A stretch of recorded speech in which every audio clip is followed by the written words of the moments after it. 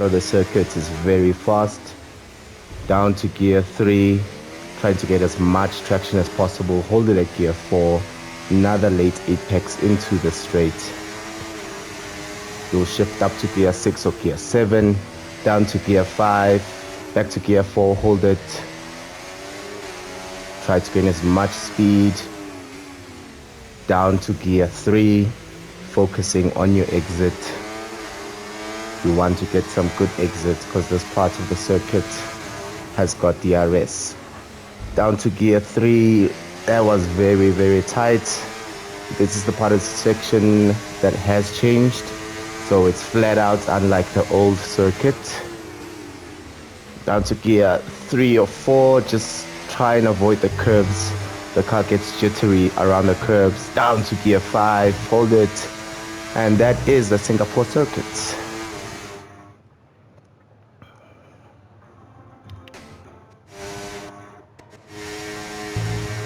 Okay, down the main straight, full throttle. Shift up to gear 7 or gear 8, down to gear 4, gear 5, very fast part of the circuit, gets even tighter at gear 3. Focus on getting good traction as you prepare for this next right-hander with a very late apex. Make sure that you get as much traction as possible because it will cost you in this part of the circuit. Next up, down to gear 4, this corner has been opened up a bit, so it is faster. Down to gear 3 in this very tight section of the circuit. Up to gear 4, hold gear 4. Again, making sure that you're focusing on traction. Up to gear 6, hold gear 6, down to gear 5, down to gear 4. Hold it down a bit. Again, just hold a bit of traction. Down to gear 3. Trail braking is very important in this part. You also want to make sure you get a good exit. Very, very technical section of the track.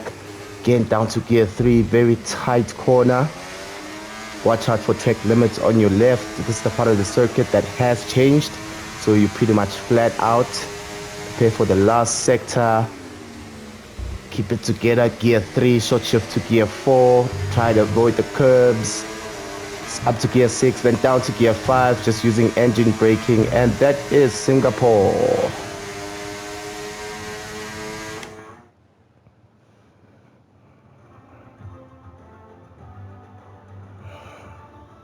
Of the circuit.